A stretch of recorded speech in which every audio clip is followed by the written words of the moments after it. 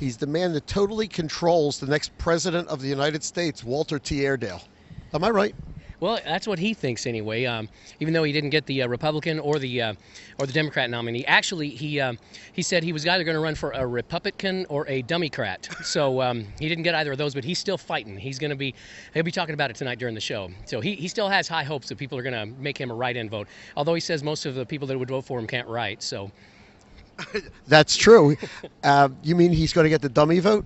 we hope so.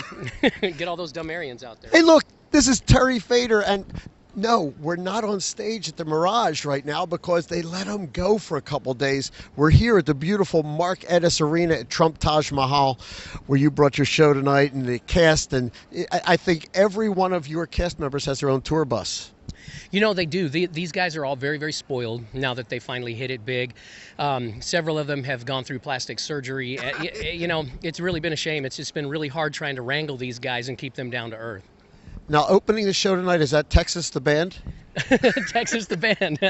No, Texas the Band is way in the past. But I saw your brother here. Yeah, my brother, he was in Texas the Band. But yeah, that was a long, long time ago. So he'll be the only one from Texas the Band that'll be here tonight. He actually is the president of all of my companies now, so he doesn't even have to play music anymore. He just gets to finagle. He's the one who gets to wrangle all the puppets when they're out trying to get more plastic surgery.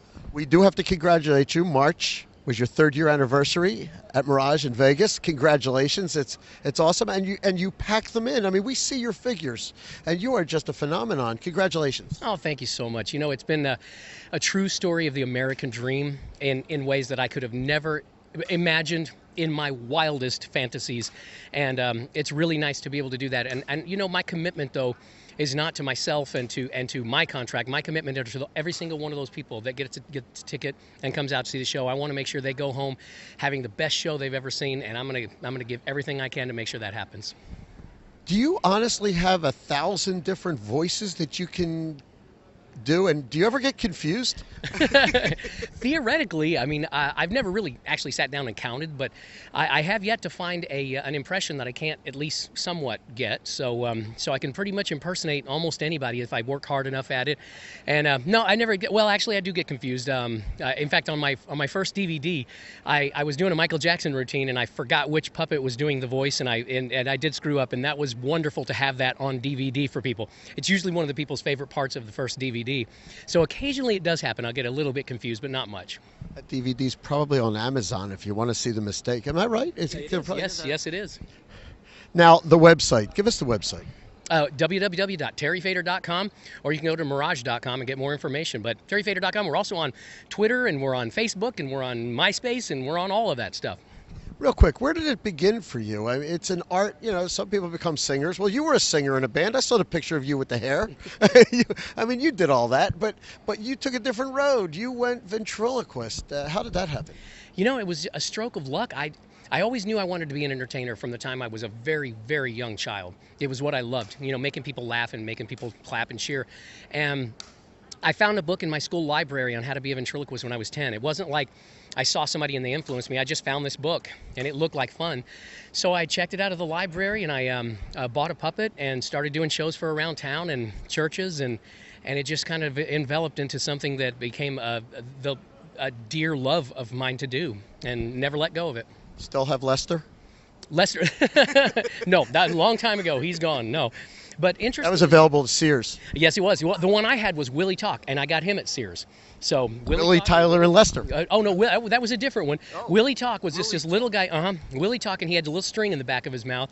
And but the interesting thing is that you know, I just never really thought that ventriloquism could ever be that popular. I wanted to do something really big and great with it, but I just loved doing ventriloquism. I had a chance to get signed by a couple of major recording studios in the 90s, and they told me to stop doing the ventriloquism, and I wouldn't.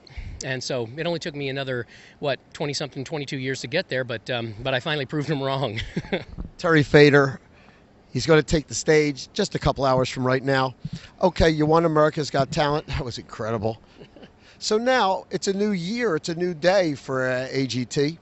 Do you prefer Piers or you think Howard? Which would you rather be in front of, do you think? Piers, of course. Piers is a good friend of mine, and he has said many times to my face and my wife's face that he's our #1 fan. He loves us. We love him. He's been out to the show a couple of times. He's a great guy.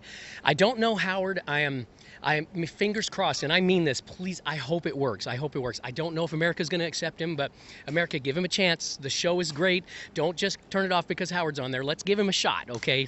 Hopefully the show is going to be good because I love that's my show. I love America's Got Talent. Absolutely. This is Terry-Fator, one of the most talented men on the face of the planet, and when you realize everything he has to do to bring it to you, with operating the puppets, with the voices, with the facial expressions, and he doesn't move his lips. This man absolutely brings it every night. We're so thrilled to have you in Atlantic City. If you're not, you can't get out to see him in Atlantic City this time or next time, he's got a steady gig out at Mirage in Vegas, so you can see him there. Visit the website.